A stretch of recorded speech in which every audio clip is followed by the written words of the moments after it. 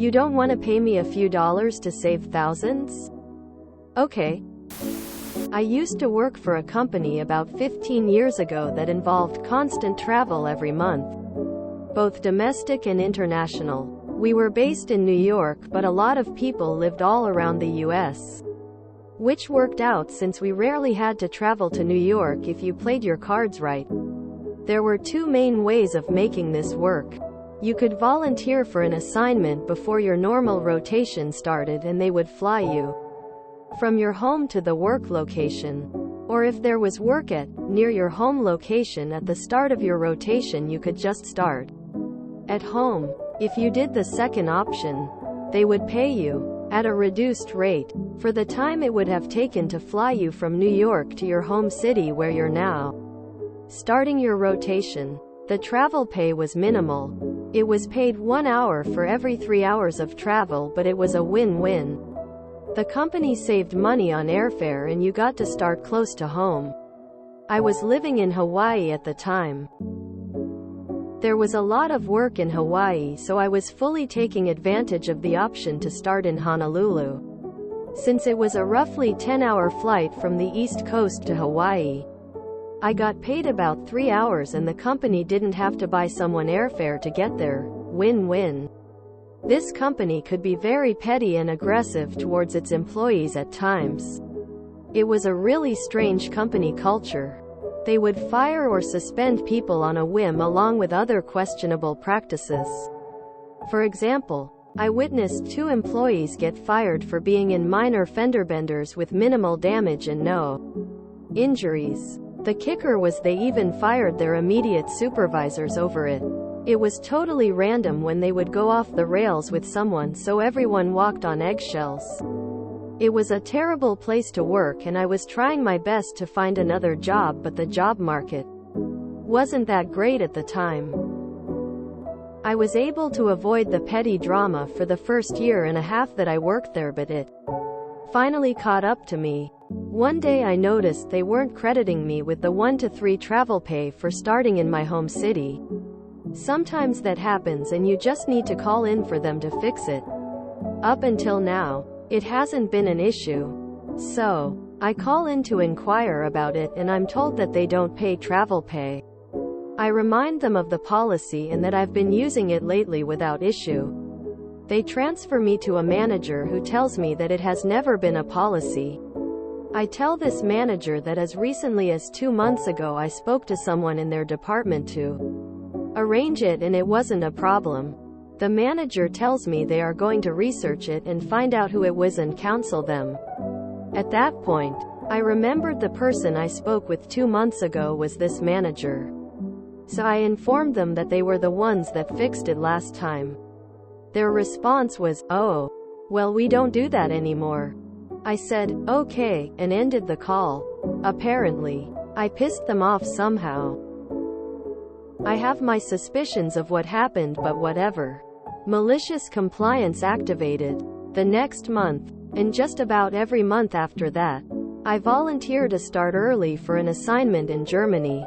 Now, instead of paying me 3 hours of pay for the flight I don't have to take, they are now paying the pay and airfare to fly someone else to Hawaii while also paying for my business class airfare from Honolulu to Germany.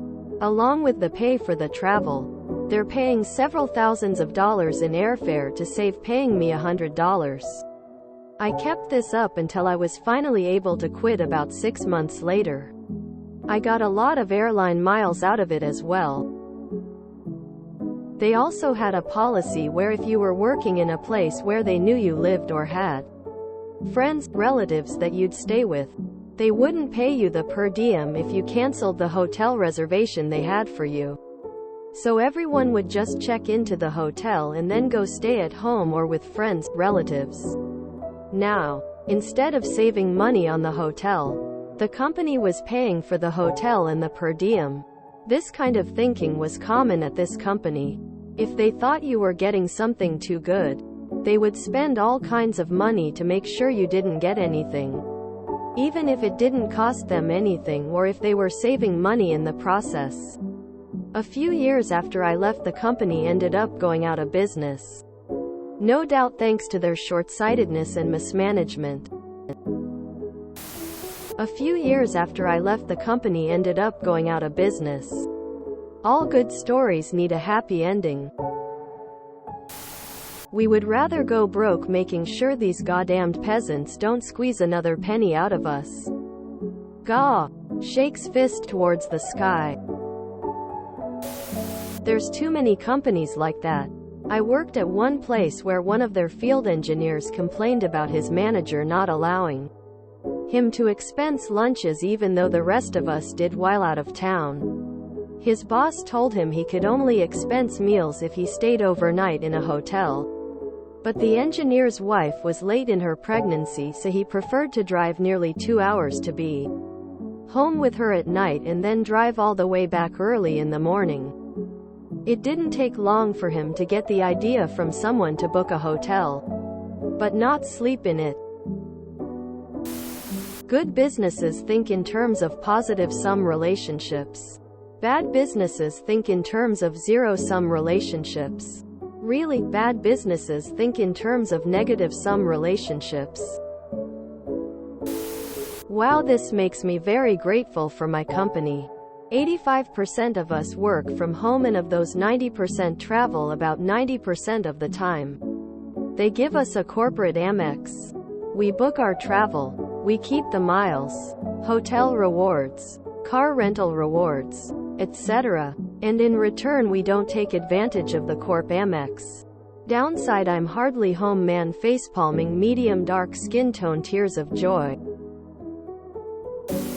I had a contractor work for my team as per company rules he got a hire car free. Because he started early Monday and finished late Friday.